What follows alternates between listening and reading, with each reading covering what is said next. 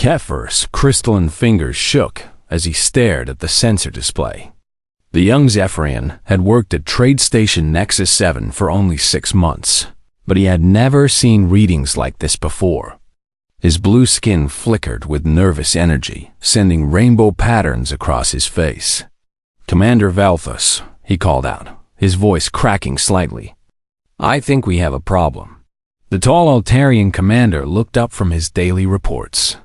His gray skin was smooth and calm, showing the confidence that came from 30 years of service. Valthus had seen pirates, smugglers, and even the occasional space monster. Nothing surprised him anymore. "What is it now, Kethver?" Valthus asked with a tired sigh. "Another ghost reading? A piece of space junk?" "No, sir. This is different." Kethver pointed at his screen with one trembling finger. "There's something big coming our way. Really big. And it's moving fast. Faster than anything should be able to move." Valthus walked over to the sensor station, his boots clicking on the metal floor. The space station was quiet today, with only a few cargo ships docked. Most of the crew was taking their rest period. It was supposed to be a peaceful day. "Show me," the commander said. Kethver touched his screen, and the display changed. A red dot appeared on the edge of their sensor range. Numbers flowed across the bottom of the screen, showing speed, distance, and size. "It started showing up about 10 minutes ago," Kethver explained. "At first I thought it was a sensor error. But look at this speed reading." Valthus looked at the numbers and frowned. The object was moving at incredible speed. No ship in the Galactic Council could travel that fast, not even the newest military vessels. The size readings were strange too. The object was huge, but the energy signature didn't match anything in their database. "Run a diagnostic on the sensors," Valthus ordered. "This has to be some kind of mistake." "I already did that, sir." 3 times. "The sensors are working perfectly." Kethver's voice was getting higher with worry. "Commander, this thing is going to reach us in less than 6 hours." Valthus studied the display more carefully. The object was definitely real and definitely coming their way. Its path would bring it straight to their station. But what was it? He had never seen an energy signature like this before. "Try to contact it," he said. "Send them our standard greeting message." Kethver pressed several buttons on his console. He sent out the universal greeting used by all members of the Galactic Council. It was translated into over 1,000 languages and included basic peaceful intentions. They waited. 5 minutes passed. Then 10. "No response, sir," Kethver reported. "Try again. Use emergency frequencies." Kethver sent the message on every frequency they had. Still nothing. 20 minutes later, something happened. A message came back, but it was unlike anything they had ever heard. The voice was strange, speaking in a language that their computers didn't recognize. It sounded rough and harsh, nothing like the musical tones of Altarian or the soft whispers of Zephyrian speech. Then their translation computers kicked in. The message was short and simple, but it sent chills through both aliens. "This is UN's Indomitable. Stand down and prepare for inspection." Kethver's skin went completely white. "Sir, what's a UN's? And what do they mean by inspection?" Valthus felt his calm confidence starting to crack. In 30 years of service, no unknown ship ever demanded to inspect his station. The Galactic Council had strict rules about such things. Only military vessels with proper authority could conduct inspections. "Try to contact them again," he said. "Ask them to identify themselves properly. Ask for their council authorization codes." Kethver sent the message. This time, the reply came faster. "We are from Earth. We do not recognize your council authority. Prepare for inspection." "Earth?" Kethver looked confused. "I've never heard of Earth. Is it a council member world?" Velthus was already moving to his command station. He pulled up the Galactic Council database and searched for Earth. The results made his blood run cold. Sol 3, he whispered. They call their planet Sol 3, but some records also call it Earth. What's Sol 3? Keffer asked. Velthus read from his screen, his voice getting quieter with each word. Classification: Death World. Species: Human. Status: Dangerous. Avoid contact. Last update: 700 years ago. The two aliens stared at each other. Everyone had heard stories about death worlds, planets so dangerous that only the strongest species could survive there. But those were just stories, weren't they?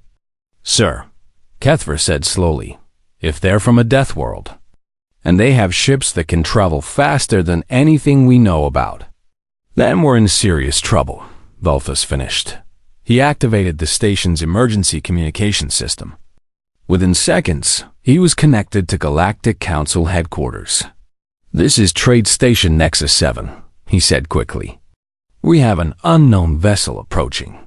They claim to be from Earth. Species appears to be human. Requesting immediate assistance. The voice that answered him was calm and professional. Nexus 7, please confirm. Did you say human? Yes, confirmed. Human vessel approaching at extreme speed. They're demanding to inspect our station. There was a long pause. Then the voice came back, but it sounded worried now. Nexus 7, do not take any aggressive action. We are sending this information to the Emergency Council. Keep us updated on their approach. The communication ended, leaving Velthus and Kethver alone with their fear. Sir, Kethver said quietly, what are we going to do? Velthus looked at the sensor display. The red dot was getting bigger. The human ship would be here soon, and there was nothing they could do to stop it. We wait, he said, and we hope they really do just want to inspect us. But as he watched the approaching ship, Velthus couldn't shake the feeling that their quiet life at the edge of council space was about to change forever. The humans were coming, and nobody knew what they wanted. The last message from the ship was still echoing in his mind. Prepare for inspection. What did humans inspect stations for? And what would they do if they didn't like what they found? Velthus was afraid he was about to find out. The emergency meeting room on Galactic Council headquarters was filled with worried voices. Beings from dozens of different worlds sat around the massive curved table, all talking at once. The peaceful chamber usually used for trade discussions and diplomatic ceremonies now felt like a war room. Admiral Zixthara slammed her forearms on the table, making a loud bang that silenced the room. The hegemony military leader was known for her quick temper and even quicker decisions. Her red skin was flushed darker with anger. Enough talking, she shouted.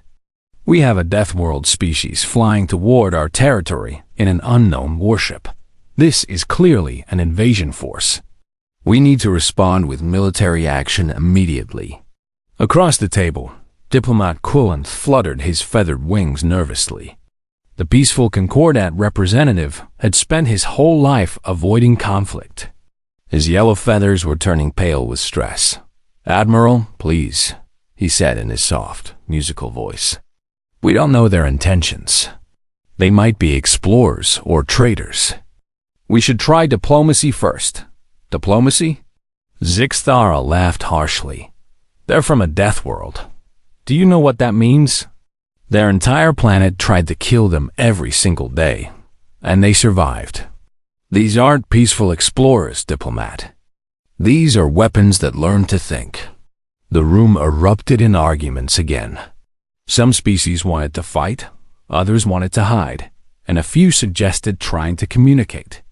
In the middle of the chaos, Senior Archivist Morden was quietly reading from an ancient data tablet. The Old Keeper was one of the few beings who remembered the old stories. His species lived for thousands of years, and he had personally seen the rise and fall of several civilizations. When he finally spoke, His gravelly voice cut through the noise. "I have found the old records about Sol 3, he announced. The room fell silent. Everyone turned to look at the ancient being. "Tell us," the council speaker said. She was a wise Centauri whose blue skin glowed softly in the dim light. Morden began reading from his tablet. Planet designation Sol 3, common name Earth. Gravity, 1.2 times Council standard. Atmosphere, oxygen-nitrogen mix with trace toxins. Weather, extreme variations including frozen zones, desert zones, and violent storm systems. Natural disasters, earthquakes, volcanic eruptions, flooding, electrical storms, asteroid impacts. He paused to look around the room. Species evolution, constant warfare between groups. Survived multiple extinction-level events.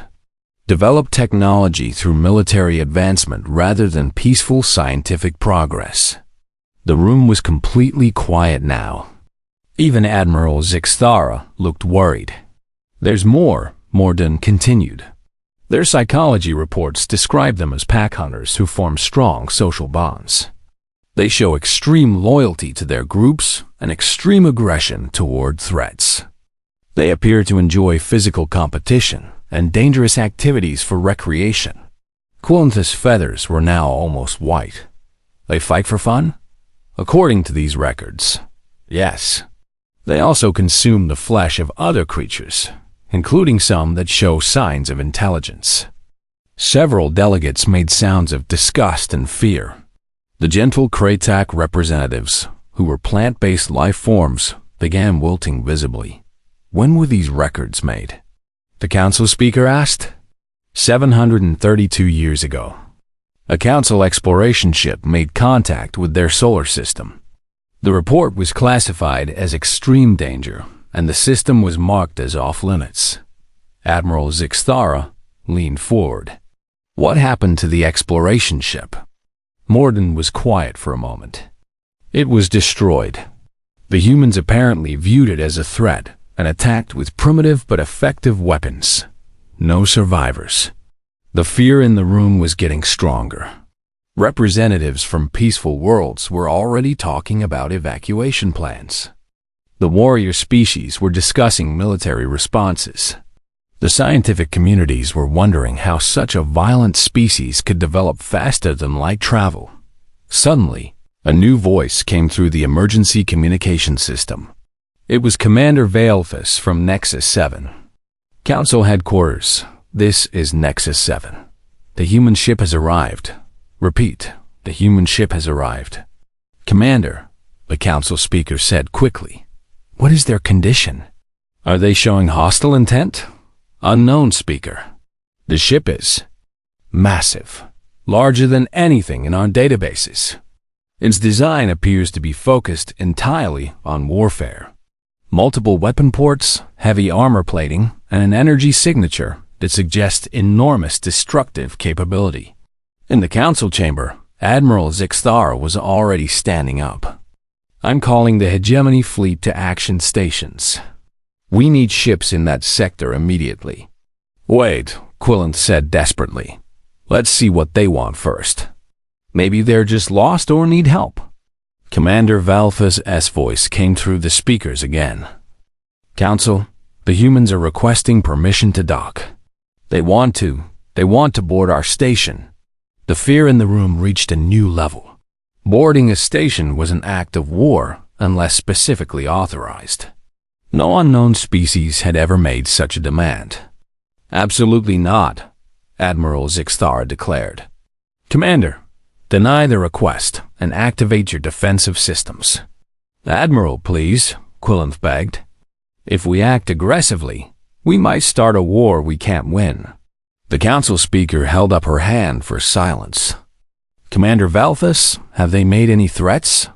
Have they demanded anything other than boarding permission?" "No, Speaker.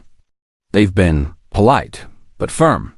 They said they want to establish diplomatic contact and discuss trade agreements." "Trade?" Several delegates said at once. Morden was reading his tablet again. "There's something else in these old records. The humans who destroyed our exploration ship tried to communicate afterward. They sent messages saying they thought the ship was attacking them. They appeared confused about why we were there. So they might not be naturally aggressive toward strangers, Quillen said hopefully. They might just be defensive. Admiral Zixthar scoffed. Or they might be lying to get us to lower our guard. The council speaker was thinking carefully. This decision could affect the entire galaxy. If the humans were peaceful, attacking them would make the council the aggressors. But if they were violent, allowing them to board a station could be a disaster. Commander Valthus, she said finally, allow them to board. But keep your security team ready and monitor everything they do. If they show any sign of hostile intent, evacuate the station immediately. Understood, Speaker. As the communication ended, the council chamber erupted in arguments again. Half the delegates thought the speaker was wise to try diplomacy. The other half thought she was making a terrible mistake. Admiral Zixthar was already moving toward the door. I'm mobilizing the fleet, she announced. If these humans hurt anyone on that station, they'll discover that the galaxy has its own warriors. But as she left, Quillen called after her. Admiral, what if they're just trying to make friends? What if we're about to attack innocent explorers? Zixthara paused at the door. Diplomat, innocent explorers don't travel in warships. And they certainly don't come from death worlds. She walked out, leaving the council to argue among themselves while somewhere in space, humans were about to make first contact with the galaxy. The docking bay of Nexus 7 had never felt so quiet. Usually, the large chamber was filled with the sounds of cargo being moved, ships powering up, and crews talking. Today, it was almost silent, except for the nervous breathing of the station's security team. Commander Valthus stood near the airlock, wearing his dress uniform instead of his usual work clothes. Behind him, 6 security officers waited with their weapons ready but hidden. They all tried to look calm, but their body language showed their fear. Kethver was at his sensor station, watching the human ship through the cameras. The vessel was even more frightening up close. Its dark metal hull was covered in thick armor plating. Weapon ports lined its sides like angry eyes. Strange symbols were painted on its surface in white letters that read, U.N.'s Indomitable. Commander, Kethver reported. They're requesting permission to open the airlock. Valthus took a deep breath. Grant permission. The airlock door slid open with a soft hiss. Everyone held their breath, waiting to see what monsters would emerge from the Deathworld ship. The first figure to step through was not what anyone expected. She was tall but not huge. Maybe twice the height of a Zephyrian.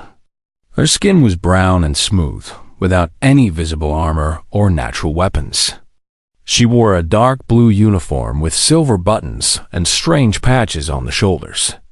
Her hair was black and tied back in a neat style. Most surprising of all, she was smiling.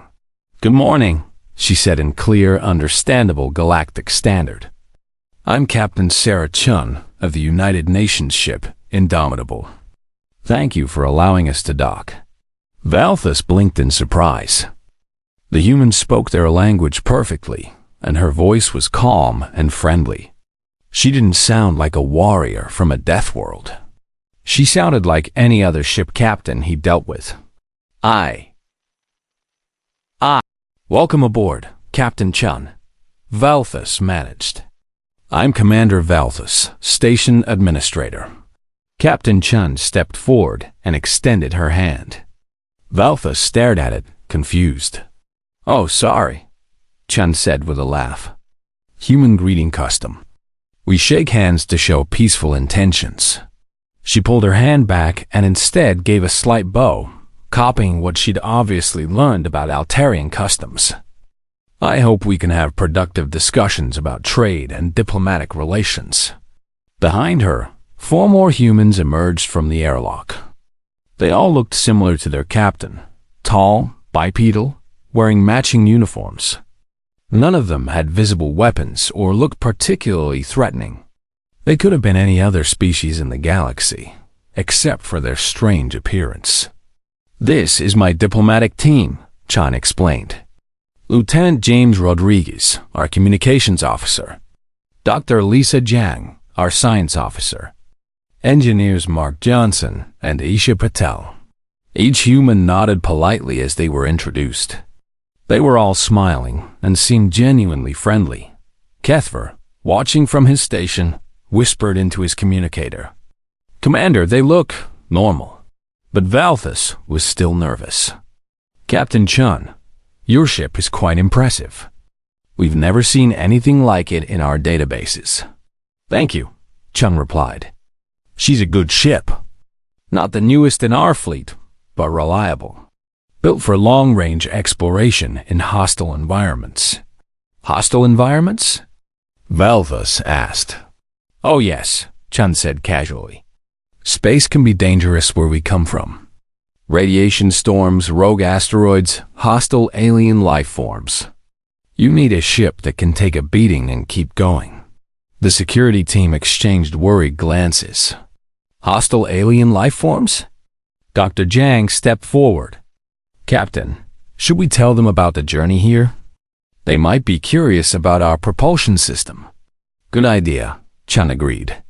She turned to Valthus. "We had to pass through the burning nebula on our way here. Beautiful, but deadly.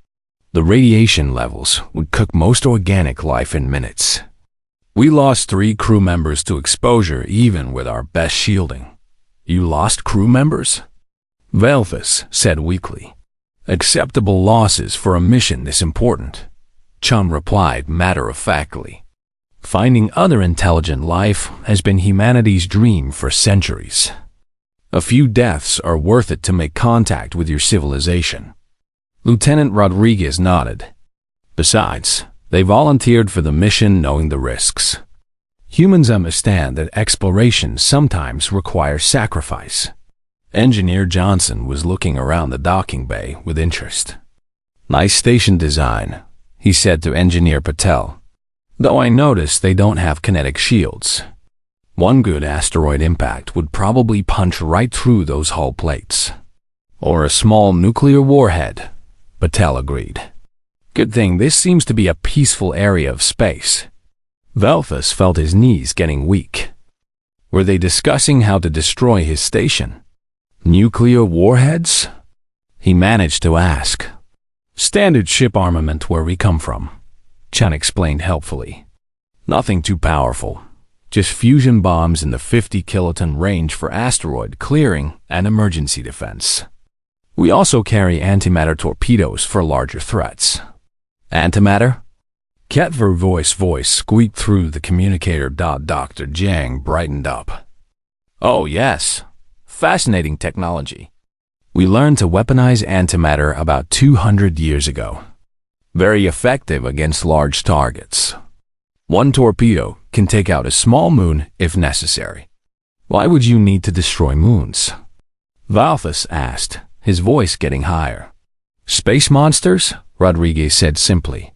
"You'd be amazed how big some creatures can grow in deep space. We encountered something the size of a small planet near the Proxima system. Had to hit it with everything we had." "You fought a planet-sized creature?" Kethver whispered. "Well, we tried diplomacy first," Chun said with a laugh. "But it wasn't interested in talking. Just kept trying to eat our ship. Beautiful creature, though. We managed to get some great samples before we had to blow it up." The humans continued their casual conversation while the aliens listened in growing horror. They talked about surviving radiation that would kill other species instantly. They mentioned fighting creatures the size of cities. They casually referenced weapons that could destroy worlds. And through it all, they seemed completely friendly and normal. They asked polite questions about the station. They complimented the architecture. Captain Chun even asked about local food, wondering if humans and aliens could share meals safely. "I hope we're not making you uncomfortable," Chun said, noticing that Valthus looked pale. "I know first contact can be stressful." We've been looking forward to this moment for so long. You've been looking for other species? Valthus asked. Oh yes, Dr. Jiang said excitedly. It's been our primary goal since we developed faster-than-light travel. We've explored hundreds of star systems, but this is the first time we've found another intelligent civilization. Hundreds of systems? Kethver said weakly. We're fast learners, Johnson said proudly. Took us only 50 years to go from our first spaceflight to exploring other galaxies. Competition speeds up development, you know? Competition? Valthus didn't want to ask, but couldn't help himself. Different human nations, Rodriguez explained. We used to fight wars constantly back on Earth. Really pushed our technology forward. Amazing what you can accomplish when survival depends on being smarter and stronger than your enemies. Chun noticed the looks on the aliens' faces. Oh, don't worry, she said reassuringly. We're all united now, mostly. The last major war was only 20 years ago, and that was just a small conflict over asteroid mining rights. Small conflict? Only about 50 million casualties, Chun said with a shrug. Barely worth mentioning compared to our earlier wars. We're much more peaceful now. Valthus realized he was shaking. These humans talked about massive destruction and millions of deaths like they were discussing the weather. They carried weapons that could destroy worlds, and they acted like it was perfectly normal. But the most terrifying thing was that they seemed genuinely friendly. They weren't trying to intimidate anyone. They really appeared to want peace and cooperation. What kind of universe had these beings come from, where casual genocide was considered small and world-destroying weapons were standard equipment? And more importantly, what did they really want with the peaceful Galactic Council? The conference room on Nexus 7 felt like a trap waiting to spring. Captain Chun sat across from Commander Valthus, with her diplomatic team arranged around her. The humans looked relaxed and interested, occasionally taking notes on small electronic devices. The aliens, on the other hand, looked like they wanted to run away. So, Chun said cheerfully, let's talk about trade possibilities. Earth has many resources that might interest your people. Valthus nodded nervously. What kinds of resources? Well, we have excellent metals from our asteroid mining operations, Lieutenant Rodriguez said. Platinum, titanium, rare earth elements. We've strip mined about 40% of our solar system's asteroids. Dr. Jiang added helpfully. We also have biological samples from dozens of worlds we've explored. Some very interesting genetic material that could be useful for research. Genetic material? Valthus asked. From the creatures we've encountered, Engineer Johnson explained. We always take samples before we have to destroy them. Good scientific practice. Kethver, who's recording the meeting, made a small whimpering sound. These humans talked about destroying living creatures like it was routine business. Of course, Chen continued, we'd also be interested in your technology. Your faster-than-light communication systems are much more elegant than ours. We still rely mostly on quantum entanglement networks, which work but require a lot of infrastructure. You have quantum networks? Dr. Jiang looked surprised. How advanced is your civilization? We've been exploring space for about 800 years, Valthus said carefully. 800 years, and you only have this level of technology? Engineer Patel looked puzzled. It took humanity less than a century to go from first flight to interstellar travel. What slowed you down? Valthus didn't know how to explain that most species preferred to develop slowly and safely, avoiding the kind of rapid technological advancement that came from constant warfare. We prefer careful progress, he said finally. Ah, Chun nodded understandingly. Peaceful development. We tried that for a while, but our recent conflicts forced us to accelerate our research programs. Recent conflicts? Kethver asked, though he wasn't sure he wanted to hear the answer. Nothing too serious, Rodriguez said. Just some disagreements between the Earth Federation and the Mars Colonial Alliance. Lasted about 5 years. Standard territorial dispute. 5 years of war? Velthus looked sick. Wow. Active combat was only about 2 years, Chung corrected. The rest was mostly economic warfare and cyber attacks. Much cleaner than our old-style wars. Dr. Jiang leaned forward excitedly. The interesting part was how it drove innovation. We developed 3 new types of plasma weapons, improved our shield technology by about 30%, and created completely new classes of combat ships. Combat ships? Kethver whispered. Oh yes, Johnson said proudly. The Indomitable is actually one of our older exploration vessels. The new military ships are much more impressive. Better armor, more weapons, improved speed. You have military ships? Valthus felt like he was having trouble breathing. Chun looked confused. Well, of course. How else would you defend yourselves? Space is dangerous. We don't really have military ships, Valthus admitted. The Galactic Council maintains peace through diplomacy. The humans exchanged glances. Rodriguez raised an eyebrow. No military? At all? We have some security vessels for dealing with pirates, Valthus said defensively, but nothing like what you're describing. Fascinating, Dr. Jiang said, making notes. A completely pacified region of space. How do you handle large-scale threats? What kind of threats? Keffer asked. Hostile aliens, space monsters, rogue artificial intelligences, stellar phenomena. Patel listed. The usual dangers. We haven't encountered those problems, Valthus said slowly. Chun smiled. You're very lucky. Where we come from, you can't go 10 light years without running into something that wants to kill you. At that moment, alarms began ringing throughout the station. Kethfer jumped up and checked his communicator. Commander, he said urgently, we have multiple ships approaching. Large fleet, moving fast. Valthus stood up quickly. I need to check on this. Captain Chun, please wait here. But Chun was already standing too, her friendly expression suddenly becoming serious. Captain, Rodriguez said quietly, the Indomitable sensors are picking up 37 vessels in attack formation. Attack formation? Chun's voice was sharp now. Commander Valthus, is your government planning to attack us? No, Valthus said quickly.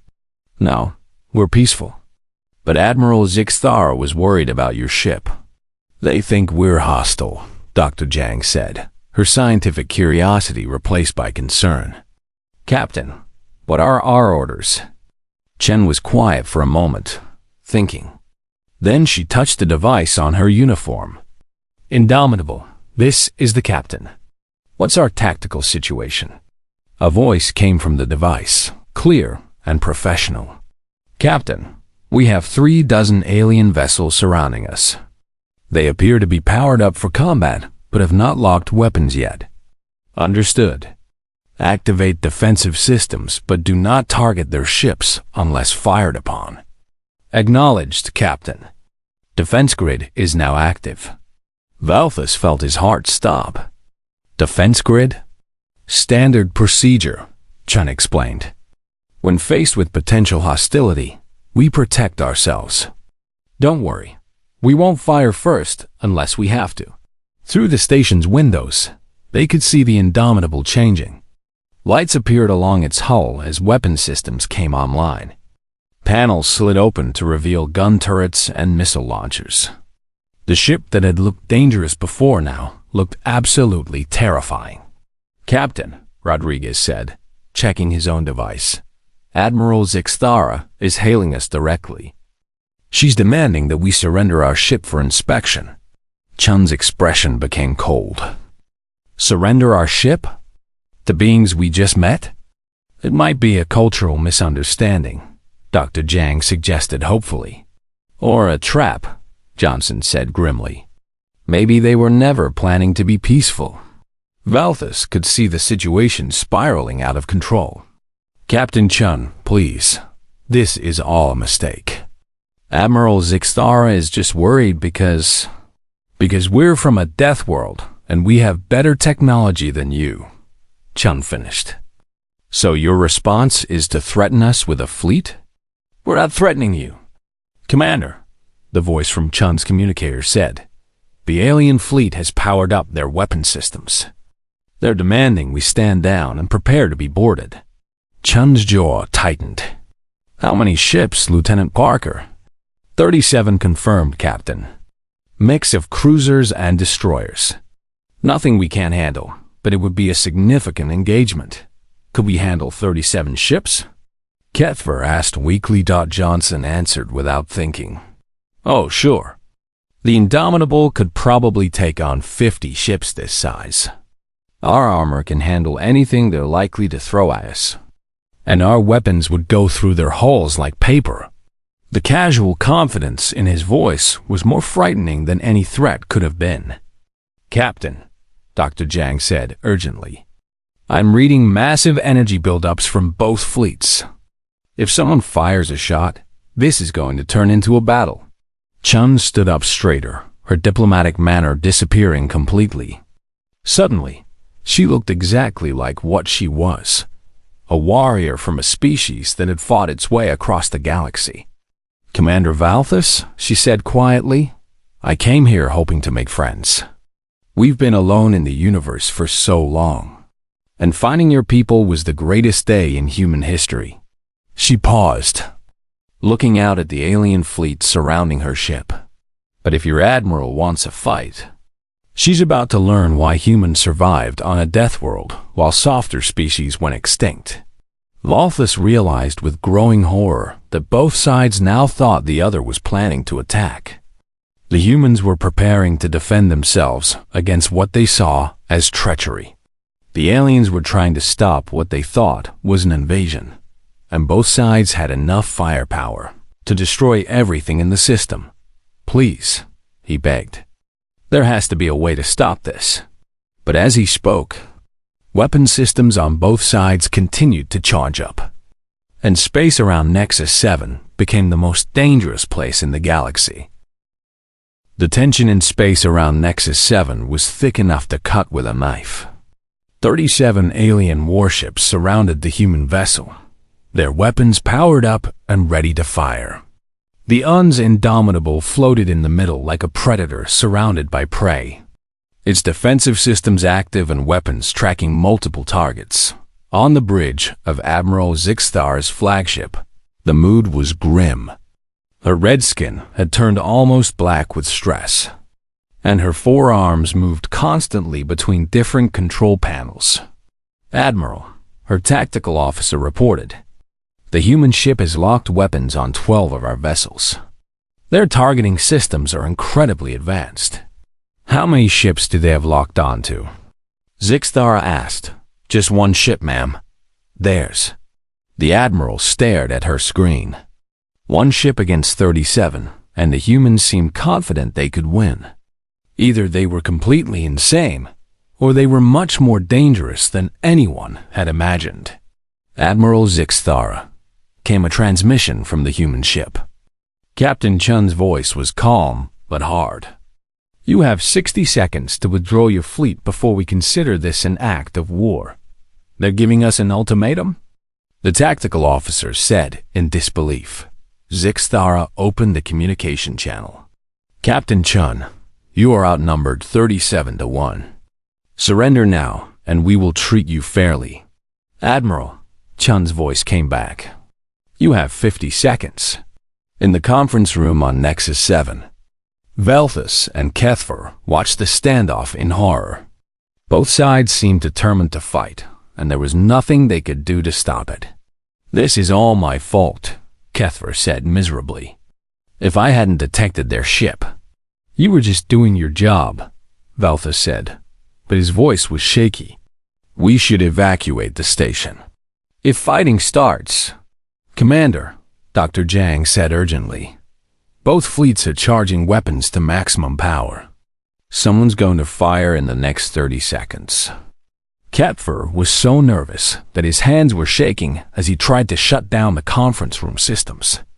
He wanted to record everything for the historical archives before they all died. But in his panic, he hit the wrong button. Instead of shutting down the recording system, he accidentally activated the station's emergency distress beacon. Immediately, alarms started blaring throughout the station. The beacon was designed to call for help when the station was under attack. It sent out signals on every frequency, screaming that Nexus 7 was in mortal danger. What did you do? Velthus shouted over the noise. I hit the wrong button, Ketfer cried. I activated the emergency beacon. The distress signal reached both fleets at the same time. On the human ship, Lieutenant Parker reported to Captain Chun. Captain, the station is broadcasting an emergency signal. They're under attack. Under attack? Chun looked around quickly. From who? Unknown, Captain. The signal indicates immediate danger to civilian lives. At the same moment, Admiral Zixthara received the same report. Admiral, Nexus 7 is sending a distress call. They're being attacked. By who? Zixthara demanded. We don't know, ma'am.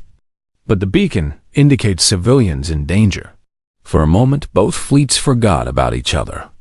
Their duty was clear. Protect innocent civilians. All ships, Admiral Zixthara broadcast, scan for hostile forces. Priority is civilian protection. Indomitable to all alien vessels. Captain Chun transmitted at the same time. We're detecting a distress signal from the station. Are you seeing any hostile forces? Negative, human ship. Our sensors show no attackers in the area. Captain Chun was confused. If there are no attackers, why is the station in distress? On Nexus 7, Valthus finally managed to shut off the emergency beacon, but the damage was done. Both fleets were now scanning frantically for an enemy that didn't exist. Commander, Dr. Jiang said slowly, I think your beacon was an accident. Yes, Valthus said weakly. My operator hit the wrong button. Dr. Jiang stared at him for a moment and started laughing. It was a strange sound in the tense room, but it wasn't cruel or mocking. It was the laughter of relief and absurdity. Captain, she said into her communicator, the emergency was a false alarm. The station operator accidentally activated their distress beacon. False alarm? Captain Chun's voice sounded confused. Yes, Captain. No one is under attack. No one is in danger. It was just a mistake. There was a long pause. Then Captain Chun's voice came back, and she was laughing too. Admiral Zixthara, Chun transmitted to the alien fleet. Are you hearing this? The emergency was an accident. A button got pushed by mistake. A button? Admiral Zixthara's voice was incredulous. Just a simple mistake, Chun confirmed. No attack, no danger, just nerves and clumsy fingers. Another pause. Then something unexpected happened. Admiral Zixthara started laughing too. It was a harsh, barking sound, but it was definitely laughter. We nearly started an interstellar war, the Admiral said. Because someone pushed the wrong button? Looks that way, Chun replied. Admiral, permission to ask you something? Go ahead, Captain. When you heard that civilians were in danger, your first instinct was to protect them, even though you thought we were enemies. Of course, Zixthara said, sounding surprised. That's what military forces are for. Protecting innocent people. That's what I thought, Chun said quietly. Admiral, I think we've been misunderstanding each other. In the conference room, Captain Chun turned to Valos and the others. Her warrior expression was gone, replaced by something softer. Commander, I need to apologize. We scared you, didn't we? A little, Valthus admitted. More than a little. Kethfer added. Chun sat down heavily in her chair. We didn't mean to. We've been alone for so long, searching for other intelligent life. When we finally found you, we were so excited. but we never stopped to think how we might seem to peaceful species. You're peaceful? Vilthus asked hopefully. We want to be, Dr. Jang said. We've been fighting for survival for so long that we've forgotten how to seem non-threatening. Our ships, our weapons, our casual talk about warfare, it's all just part of living in a dangerous part of the galaxy. Engineer Johnson nodded. We don't want to conquer anyone. We want to make friends, learn from each other, maybe find a place where we can finally stop fighting. Over the communicator, Admiral Zixtara's voice was thoughtful. Captain Chun, are you saying that humans are not naturally aggressive? We can be, Chun admitted, but only when we have to be. We've been forced to become warriors because our region of space is filled with hostiles. Every alien species we've encountered before has tried to kill us. Every species? Velthus was horrified. Everyone, Rodriguez confirmed. Space monsters, robot civilizations, energy beings that fed on living minds. We thought the universe was naturally hostile. And we thought you were the hostile ones, Admiral Zixtara said with something like wonder in her voice. We read the old reports about death worlds and assumed you were monsters. Captain Chun stood up and walked to the window, looking out at the alien fleet. Admiral, what if we both made the same mistake? What if we both jumped to conclusions based on incomplete information? What are you suggesting? I'm suggesting we start over. My name is Sarah Chun, and I'm an explorer from Earth. We've been traveling the galaxy looking for friends. Would you like to be our friends? The communications channel was quiet for a long moment. Then Admiral Zixtara's voice came back, and for the first time, it sounded warm. My name is Zixtara, and I'm a protector of the Galactic Council. We've been wondering if we were alone in the universe. We would very much like to be your friends. 6 months later, Kethver stood in the same conference room where everything had nearly gone wrong. But now, instead of fear and confusion, the room was filled with the sounds of cooperation and friendship. Human engineers worked alongside alien scientists, sharing technologies and ideas. The defensive systems that had once seemed so terrifying were now being adapted to protect peaceful worlds from the real dangers that existed in the galaxy's darker regions. Captain Chun had been right about one thing. Humans were excellent warriors. But what the galaxy discovered was that they were even better protectors. When faced with the space monsters and hostile forces that plagued the Outer Rim, human ships stood alongside Council vessels, fighting together against common threats. Kethver, Commander Velthus called out, interrupting his thoughts.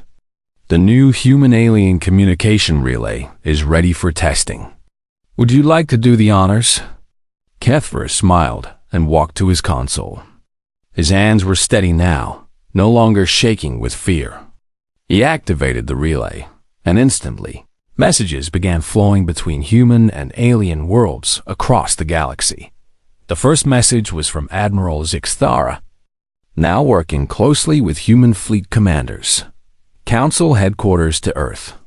Thank you for the new shield technology. It saved 3 of our vessels from a hostile encounter in Sector 7. The reply came from Captain Chun, now serving as humanity's ambassador to the Council. Happy to help.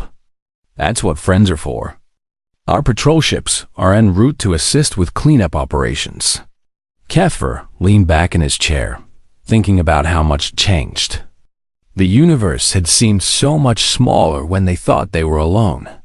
Now it felt infinite, full of possibilities and new friends to discover. Sometimes, he thought, the best things in life start with pushing the wrong button.